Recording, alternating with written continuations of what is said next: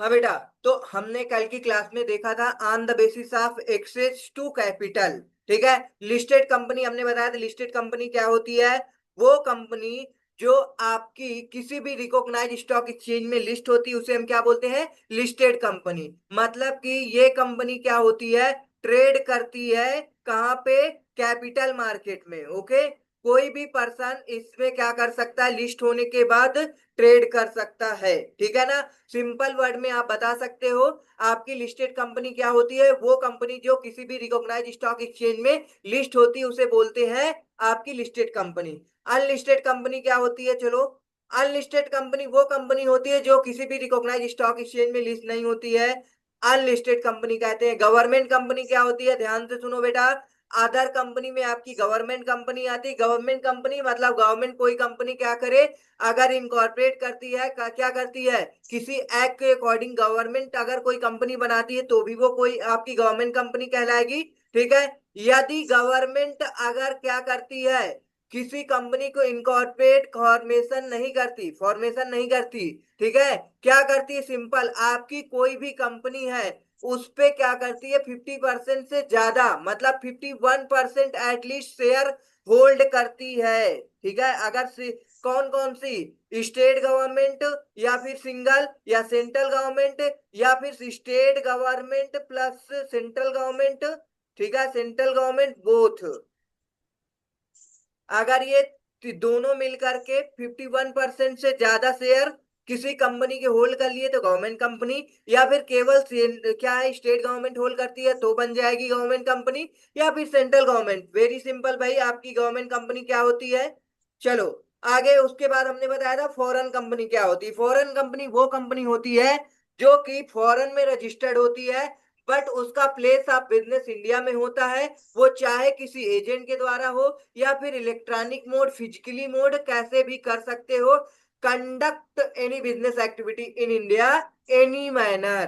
ठीक है, अब आगे फिर हमने आपको बताया था सेक्शन 8 कंपनी के बारे में। ठीक है, सेक्शन 8 कंपनी के बारे में हमने आपको क्या क्या बताया था? देखो बेटा, formed for the promotion of art, commerce, art, science, religion, charity, protection of environment, sport, etc. ठीक है ना? इसमें किसी भी प्रकार का कैपिटल, शेयर कैपिटल मिनिमम क्या नहीं है? प्रिस्क्राइब्ड नहीं किया जाता है।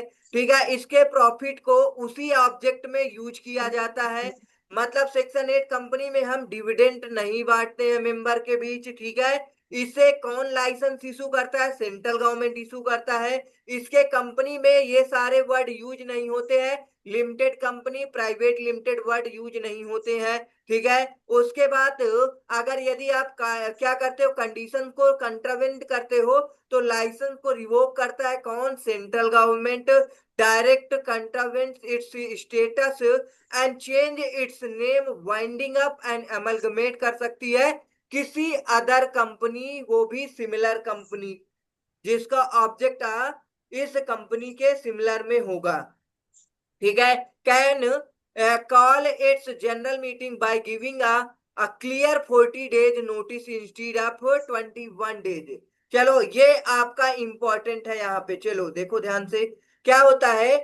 आपकी कंपनी में जनरल मीटिंग होती है, आप जानते हो जनरल मीटिंग होती है मेंबर के लिए। ठीक है ना? जनरल मीटिंग अगर आपको करना है, देखो भाई, जनरल मीटिंग कौन करेगा? कंपनी के बोर्ड ऑफ डायरेक्टर सारा सब कुछ करते हैं कि आप हमको क्या करना है? जनरल मीटिंग कंडक्ट करनी है किसी भी कॉन्ट्रैक्ट को, किसी भी एग्रीमेंट को एग्जीक्यूट करने के लिए। ठीक है, तो उसके लिए सारे के सारे मेंबर को बुलाना पड़ेगा हमारे अपने जनरल मीटिंग में। ठीक है ना? ये सारे मेंबर आएंगे। कैसे आएंगे भाई? क्या इनके सपने में आ जाएगा क्या कि भाई हमारे यहाँ कल क्या है? General meeting. उनको हमें क्लियर 40 days का नोटिस देना पड़ता है भाई, तब वो क्या करेंगे? जनरल मीटिंग की डेट पे प्रेजेंट होंगे। ठीक है, लेकिन आप याद रखो, यदि आपकी सेक्शन 8 कंपनी है, ठीक है, तो क्लियर 21 days का आपको, मतलब आपको 21 days पहले नोटिस भेजना पड़ेगा मेंबर को, यदि आप जनरल मीटिंग करना चाहते हो। ये इंपॉर्टेंट है, एमसीक्यू में आ सकता है, मतलब कि कोई इन जनरल पूछ भी सकता है। ठीक है ना? अगर हम बात करें private company, public company, other कोई भी कंपनी है एक्सेप्ट सेक्शन 8 कंपनी, तो उसमें क्लियर 40 डेज नोटिस, 14 डेज का नोटिस देना पड़ेगा आपको। यदि आपकी सेक्शन 20 वो सॉरी सेक्शन 8 कंपनी है तो उसमें क्लियर 21 डेज की नोटिस देना पड़ता है। ये इंपॉर्टेंट पॉइंट था। चलो आगे देखते हैं। Requirement of minimum number of director, independent director or etc does not apply. ये क्या कह रहा है कि इस कंपनी के अंदर, सेक्शन 8 कंपनी के अंदर मिनिमम नंबर ऑफ डायरेक्टर की रिक्वायरमेंट नहीं है। चलो बताओ मिनिमम नंबर ऑफ डायरेक्टर किसमें कितना होने चाहिए बेटा। देखो यदि आपकी प्राइवेट कंपनी है तो उसमें मिनिमम 2 डायरेक्टर होने चाहिए, मैक्सिमम 15 लिमिट होती है, ठीक है ना। अगर आपकी पब्लिक कंपनी है तो मिनिमम इसमें 3 डायरेक्टर, मैक्सिमम की लिमिट फिर आपकी 15 है। ये श्योर नहीं है भाई, देख लेना एक बार, ठीक है। चलो आगे देखते हैं क्या कह रहा है। Need not constitute nomination and renomination committee and shareholder relationship committee. मतलब आपको किसी भी प्रकार की कमेटी बनाने की जरूरत नहीं पड़ेगी सेक्शन 8 कंपनी में, ठीक है ना। फिर आगे कह रहा है partnership firm can be member of section 8 company. मतलब कि आपकी सेक्शन 8 कंपनी है, मान लो आपने एक सेक्शन 8 कंपनी खोला और कोई पर्सन पार्टनर बनना चाहता है तो तुम उसे पार्टनर बना लोगे, ठीक है ना। मतलब मेंबर बनना चाहता है, सॉरी, मतलब कि मेंबर बनना चाहता है कोई इंडिविजुअल पर्सन। लेकिन अगर कोई पार्टनरशिप फर्म बनना चाहती है तो वो भी बन जाएगी बेटा। समझ में आया कि नहीं आया। चलो इसे याद रखना, सेक्शन 8 कंपनी में as a member partnership firm भी बन सकती है। चलो ये आपका कंप्लीट हो गया सेक्शन 8। आज हम शुरू करेंगे नया टॉपिक है भाई आपका डोरमेंट कंपनी, जो कि आपके एग्जाम में आने के चांसेस ज्यादा रहते हैं, ठीक है। डोरमेंट का मतलब होता है आपका ये कंपनी मतलब कि कोई बिजनेस नहीं करती है, ठीक है ना। डंप मतलब कि आपको सारा सब कुछ डंप करके रखना पड़ता है। डंप करने के मतलब क्या, देखो ये बताओ बेटा, अगर फ्यूचर में आपको क्या करना है, कोई कंपनी ओपन करनी है, ठीक है ना, इन फ्यूचर, ठीक है ना, तो ये बताओ अभी से आप उसमें वर्क करना शुरू कर दोगे कि नहीं कर दोगे। मान लो ये डेट आ गई बेटा, बताओ वैष्णवी बेटा बताओ, अगर आपको फ्यूचर में कंपनी ओपन करनी है तो आप क्या उसी डेट को सारा काम करोगे, नहीं ना। नो पहले सर। से सारा कैपिटल का अरेंजमेंट, असेट का अरेंजमेंट, बहुत सारा अरेंजमेंट करोगे आप, ठीक है ना। तो एक जरिया है आपके पास, डोरमेंट कंपनी बना करके आप क्या कर सकते हो, असेट को होल्ड कर सकते हो, ठीक है ना।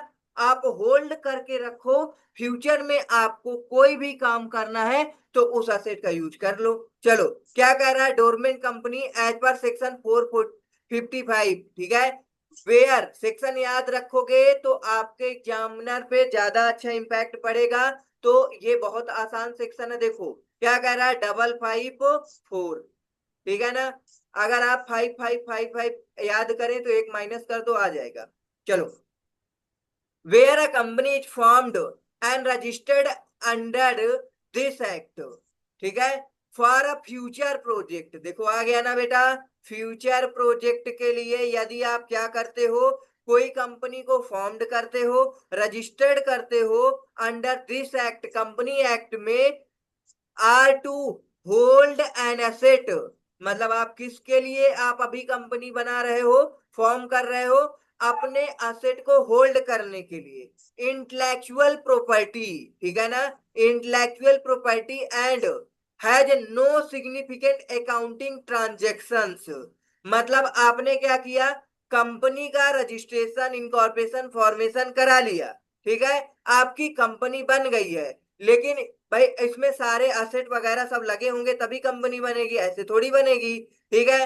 आपने कंपनी तैयार कर लिया, बट इसमें किसी भी प्रकार का क्या नहीं है, ट्रांजेक्शन। जब कोई बिजनेस ही नहीं हो रहा है तो ट्रांजेक्शन कहाँ से होगा, ठीक है ना। लेकिन फिर भी आपको इसमें क्या करना पड़ेगा, रिटर्न फाइलिंग करनी पड़ेगी, ठीक है ना। अदरवाइज कंपनी के भाई क्या है, रूल्स के अगेंस्ट रहेगा तो ये कंपनी वाइंड अप करने के लिए कोर्ट ऑर्डर दे देगा।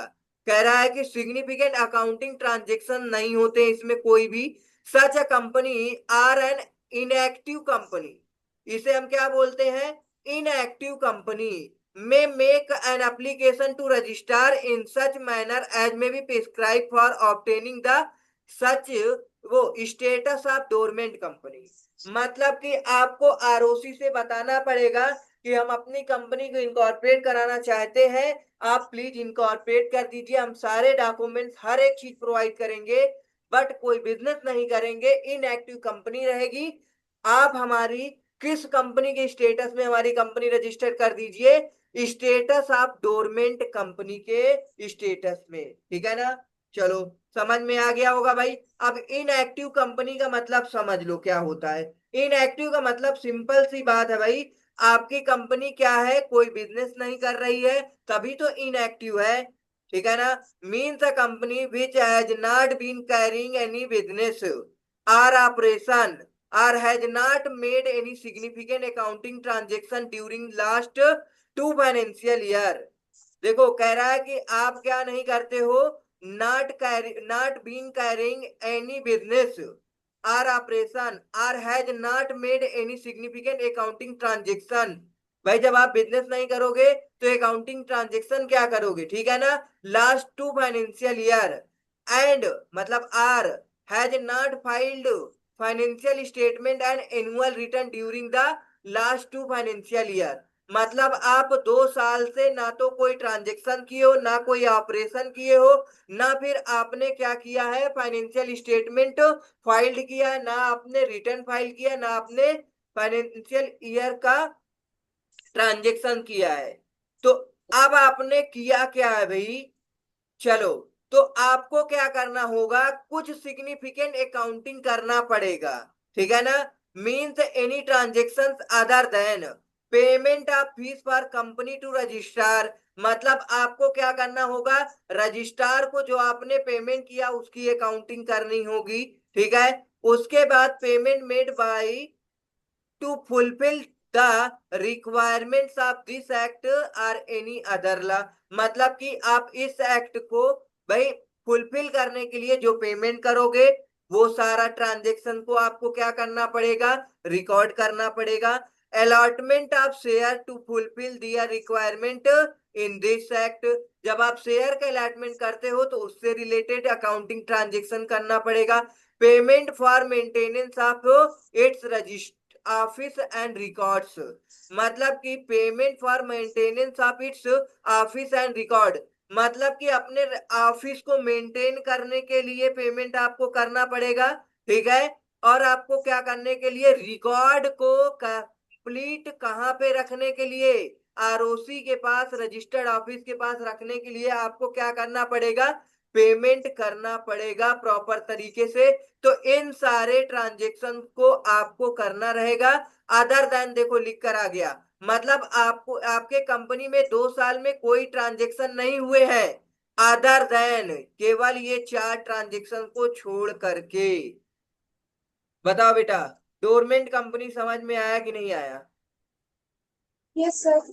आ गया, ओके। चलो तो आगे बढ़ते हैं। आगे क्या है, आपकी निधि कंपनी। अब ये निधि कंपनी क्या होती है, इसे बोलते हैं chit fund company, chit fund company, ठीक है। Meaning of Nidhi company is of the companies act 2013 in this section. मतलब इसमें क्या होता है बेटा, ये आपकी जैसे कि आपकी सोसाइटी, आप किसी सोसाइटी में रहते हो बेटा, ठीक है। उस सोसाइटी में आपके 4-5 लोगों ने मिल करके क्या किया, एक एक अपना क्या बना लिया, भाई कंपनी बनाना चाहते हैं कि भाई क्या करेंगे, हम लोग हर साल इस मतलब कि कंपनी के अंदर पैसा डालेंगे। सब लोग पैसा डालेंगे, हर मंथ या फिर हर ईयर पैसा डालोगे, ठीक है। मान लो हर महीने आप पैसा इसमें डाल रहे हो। अब मान लो कि इस मेंबर के घर पे किसी प्रकार की इमरजेंसी आ जाती है, ठीक है ना, तो ये पूरा पैसा उठा करके इस मेंबर के लिए हो जाएगा। बोलो समझ में आया, ठीक है। इन केस ऑफ इस मेंबर के घर में क्या है, शादी है, तो क्या करके यहाँ का पूरा पैसा इस मेंबर के यहाँ चला जाएगा, ठीक है ना। मान लो 1 या 2 महीने बाद पता चला कि इसके यहाँ कोई प्रॉब्लम एराइज हो रही है, तो इसको मिल जाएगी। ठीक है ना। ऐसे करके क्या रहता है, मान लो देखो अकेले आप कोई भी काम नहीं करते हो, लेकिन अगर आप क्या करते हो, एक एसोसिएशन बना लेते हो, तो थोड़ा थोड़ा पैसा मिलाते हो, तो बहुत ज्यादा हो जाता है। ठीक है ना। अब आप जानते हो कि अगर किसी भी पर्सन को शादी करना है, तो उसके लिए भाई उसको बहुत सारे पैसे की जरूरत होगी। ठीक है। अगर आपको अकेले मैनेज करना पड़ेगा तो बहुत दिक्कत हो जाएगी। ठीक है। अगर ये 4 5 6 7 8 9 10 लोगों ने मिलकर के सारे लोग पैसे इकट्ठे करते हैं, तो वो बहुत जल्दी ना तो बर्डन पड़ता है और आराम से हो जाता है। फिर नेक्स्ट के यहाँ किसी भी प्रकार की प्रॉब्लम राइज हुई, तो आप भी उसमें क्या करो, प्रॉपर तरीके से अपने आप को शामिल करो। ठीक है ना। तो ये क्या होता है, आपके सोसाइटी के लिए होता है, जो मेंबर होंगे इस कंपनी के, केवल उसी को बेनिफिट एराइज होगा। ठीक है। अदर कोई पर्सन बेनिफिट एराइज नहीं कर सकता इस निधि कंपनी में। बोलो बेटा, समझ में आया निधि कंपनी क्या होती है? Yes, sir. Okay. Yes, sir. चलो, अब आगे हम लोग निधि कंपनी पढ़ते हैं बेटा, तो इस पे रीड करो जल्दी। ये रीड करो बेटा यहाँ से ई पॉइंट निधि कंपनी के बारे में। Yes, sir. Yes. Meaning of Nidhi Company is Section 4061 of the Companies Act 2013. In this section, Nidhi or Mutual Benefit Society means a company which the central government, आगे पढ़ो बेटा। government may be notification in the official Gazette declared to be a Nidhi or Mutual Benefit Society. As the case may be, Nidhi companies are created mainly for cultivating the habit of thrift and savings amongst its members. तो बताओ बेटा, जो हमने आपको अभी ऊपर बताया example, हाइपोथेटिक्स example लिया था, तो वो समझ में आया? उसी के अकॉर्डिंग है ये सारा सब कुछ। Yes, sir. हाँ बिल्कुल सिंपल। चलो, फिर आगे शुरू करते हैं। आगे आपके एक क्या दे रखा है, पब्लिक फाइनेंशियल इंस्टीट्यूशन क्या होता है। ठीक है ना। पब्लिक फाइनेंशियल इंस्टीट्यूशन के बारे में एक बार हम लोग पढ़ लेते हैं। इसके अंदर बहुत सारी चीजें आती हैं पब्लिक फाइनेंशियल इंस्टीट्यूशन के अंदर, तो आप इसे क्या करो, रीड करो, देखो समझाते हैं क्या कह रहा है ये। PFI,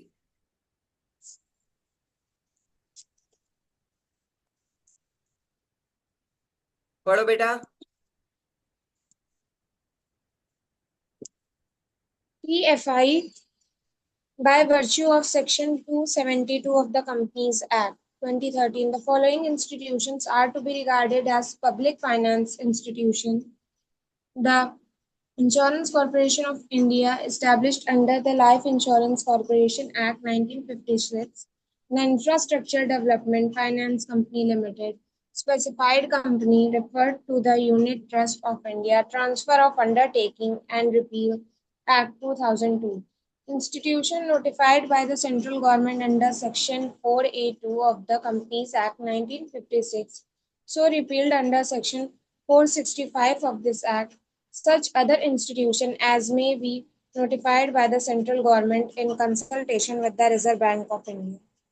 हाँ बेटा, तो देखो ये पब्लिक फाइनेंशियल इंस्टीट्यूशन की बात कर रहा है। मतलब आपके जैसे कि लाइफ इंश्योरेंस कंपनियां अगर आपकी जो बनती हैं, उसके लिए एक आपका क्या है कि मतलब लाइफ इंश्योरेंस कॉर्पोरेशन एक्ट बनाया गया है 1956। ठीक है ना।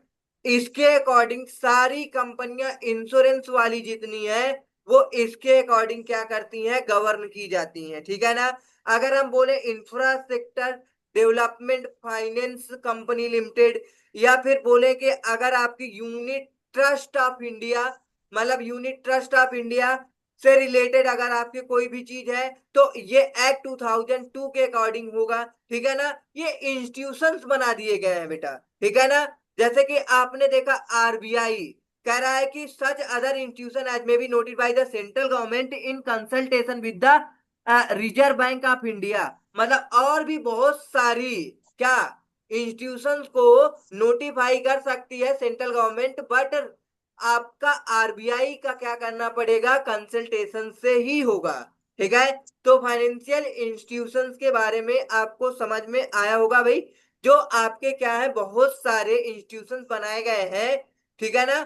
जैसे आपको इलेक्ट्रिक के बारे में बात करें, इलेक्ट्रिसिटी के लिए अलग कंपनी है, ठीक है ना, इंश्योरेंस के लिए अलग है, ठीक है, पावर जनरेशन के लिए अलग है। तो ये सारे के सारे फाइनेंशियल इंस्टीट्यूशन है, पब्लिक फाइनेंशियल इंस्टीट्यूशन। ठीक है, चलो। A condition for an institution to be notified as a PFI, कह रहा no institution shall be so notified unless, मतलब it has been established or consulted by or under central government, state government, other than this act previous company जिला। मतलब कि यदि आपके कोई institution को नोटिफाई किया गया है without consultation central government state government से, तो उसे हम क्या नहीं बोलेंगे, पीएफआई नहीं बोलेंगे। ठीक है ना। फिर उसके बाद कह रहा है not less than 51% of paid up share capital is held or controlled by the central government or by any state government or the government or by partly by the central government or partly by one or more state government.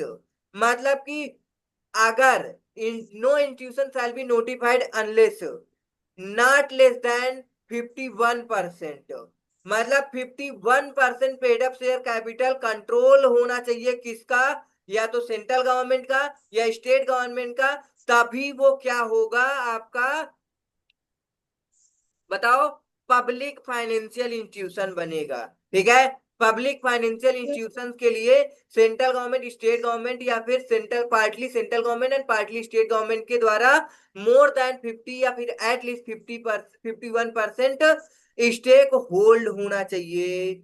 चलो, ठीक है ना। ये condition बता दिया, establish constituted bye the central और state government के according, या फिर more than at least 51% paid up share capital is held control by the central government or any state government or partly by central government and partly by one or more state government। Okay, चलो समझ में आया public financial institutions. Yes, sir. अब आगे हम बात करेंगे mode of registration incorporation of a company के बारे में। अपनी कुर्सी की पेटी बांध लो भाई, ये टॉपिक थोड़ा लेंदी है, हम लोग अच्छे से समझेंगे भाई कैसे हम कंपनी का इनकॉर्पोरेशन फॉर्मेशन करते हैं।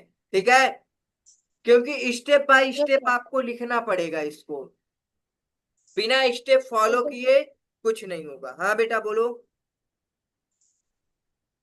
नहीं सर, ठीक है। ओके, चलो, सबसे पहले हम बात करेंगे इसमें प्रमोटर की बात करेंगे। ठीक है ना। प्रमोटर क्या होता है, सबसे पहले ये समझो। देखो बेटा, प्रमोटर का मतलब आपको अगर हम बोले ऑर्डिनरी लैंग्वेज में, जो कंपनी को स्टार्टिंग से इनकॉर्पोरेट कराता है या फिर इनकॉर्पोरेट करता है, उसे हम प्रमोटर बोलते हैं। ठीक है ना, इन ऑर्डिनरी लैंग्वेज बोल सकते हैं। और वो पर्सन आपकी ठीक है। कंपनी में किसी भी पोस्ट में हो सकता है, फिक्स नहीं है कि भाई प्रमोटर है तो वो चेयरमैन की कुर्सी में ही बैठेगा।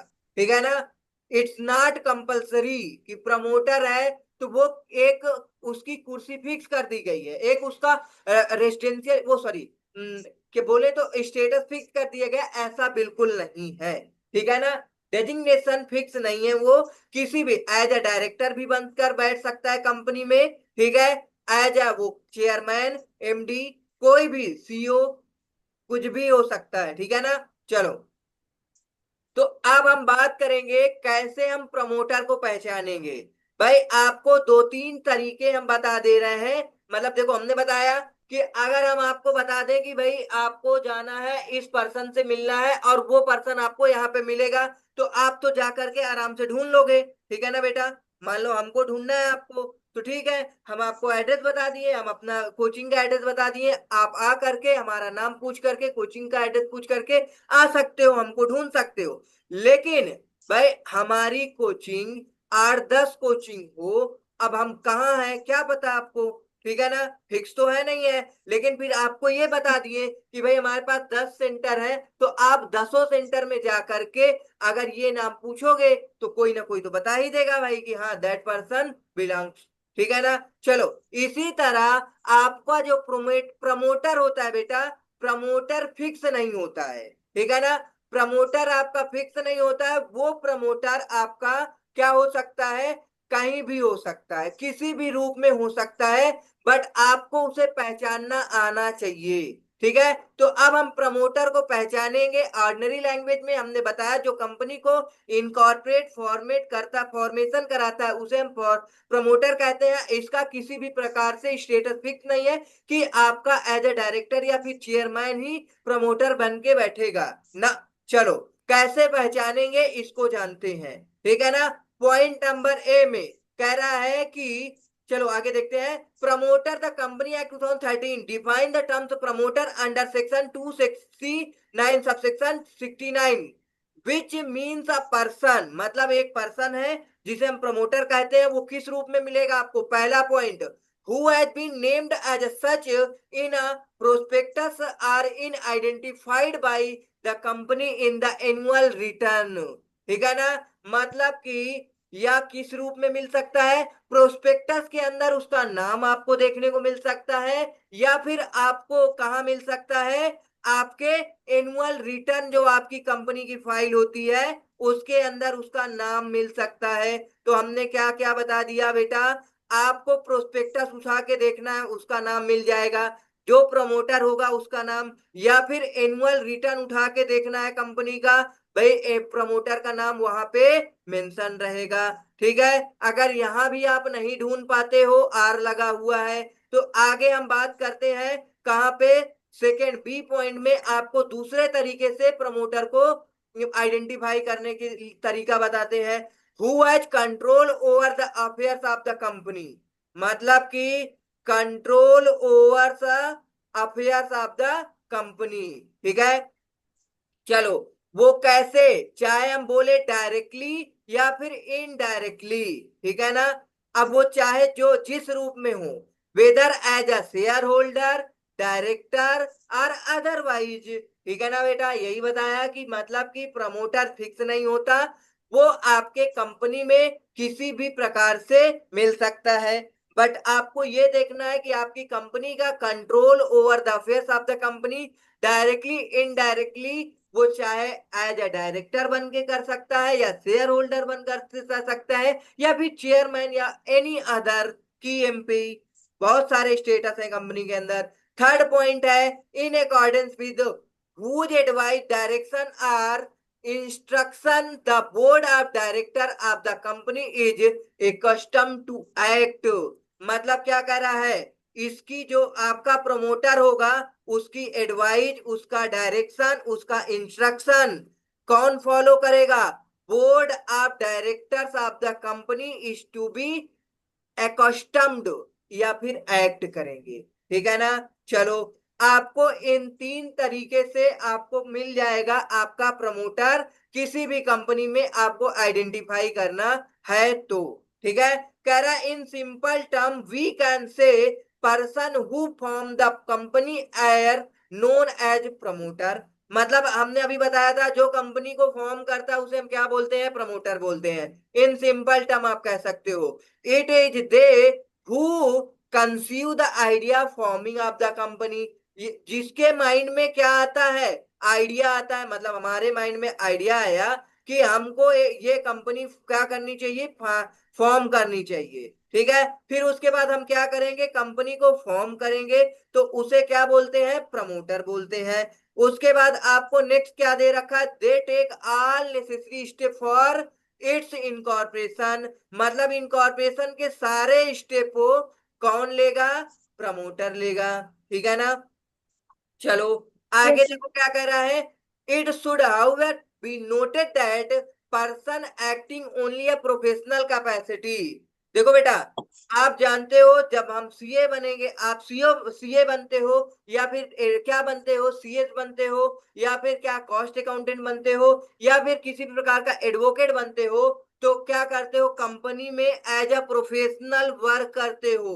ठीक है ना, जब आप प्रोफेशनल वर्क करोगे तो भाई आप क्या करोगे, भाई कंपनी को गाइडेंस प्रोवाइड करोगे, डायरेक्शन प्रोवाइड करोगे, इंस्ट्रक्शन प्रोवाइड करोगे, डायरेक्टली या इनडायरेक्टली। तो इसका मतलब ये नहीं है कि आप क्या बन गए हो, कंपनी के प्रमोटर। ठीक है, आप ये भी जान लो कि कंपनी को इनकॉर्पोरेट करने के लिए एक सीए का होना बहुत जरूरी है। ठीक है, अगर कंपनी आपको बनाना है तो सीए कंपलसरी है, सीए ही कंपनी इनकॉर्पोरेट करवाएगा। ठीक है ना। तो अब ये जान लो कि अगर आपका फॉर्मेशन में हेल्प कर रहा है तो ये जरूरी नहीं है कि वो आपके कंपनी का प्रमोटर हो। ठीक है ना। तो ये नीचे वाला पॉइंट समझ में आया। कह रहा है the solicitor, banker, accountant etc are not regarded as a promoter. जैसे बैंकर भी आपका हेल्प करता है, ठीक है ना, अकाउंटेंट भी हेल्प करता है, तो ये सारे आपके प्रमोटर नहीं कहलाएंगे। चलो, समझ में आया आपका प्रमोटर क्या होता है बेटा, बोलो। Yes, sir. Yes, sir. चलो ठीक है। अब हम बात करेंगे formation of a company. Formation of a company क्या होता है, देखो हमने ऑलरेडी बता रखा फॉर्मेशन ऑफ अ कंपनी होता क्या है। यदि आपको क्या करना है, प्राइवेट कंपनी का फॉर्मेशन करना है, मिनिमम 2 मेंबर चाहिए। ठीक है, मैक्सिमम 200। अगर आपको पब्लिक कंपनी बनानी है तो मिनिमम 7 और मोर पर्सन। यदि आपको 1 पर्सन कंपनी इनकॉर्पोरेट करनी है तो 1 मेंबर। ठीक है ना, 1 पर्सन। चलो formation of a company read करो बेटा। सेक्शन 3 डील करता है formation of a company. Formation of Company Section 3 of the Companies Act 2013 deals with the basic requirement with respect to the constitution of the company. In the case of a public company, any seven or more persons can form a company for any lawful purpose by subscribing their names to memorandum and compiling with the requirements of this act in respect of registration. In the same way, two or more person can form a private company and one person can form one person company. वही लिखा है बेटा जो हमने बताया। Yes, sir. Okay, चलो हमने highlight भी कर दिया है। ये सारे के सारे मेन मेन पॉइंट को आपको याद रखना है। हो गया, ठीक है। चलो, अब आगे ये दे रखा है, देखो पब्लिक कंपनी 7 और मोर मेंबर पर्सन से, ये प्राइवेट कंपनी 2 और more person, 1 person company 1 person. ये आपका फॉर्मेशन ऑफ अ कंपनी हो गया। उसके पहले हमने प्रोमोटर्स बताया कंपनी के। अब हम लोग मेन पॉइंट पे चलेंगे, इन कॉर्पोरेशन ऑफ अ कंपनी क्या होता है। ठीक है, इन कॉर्पोरेशन ऑफ अ कंपनी हम लोग पढ़ेंगे। ठीक,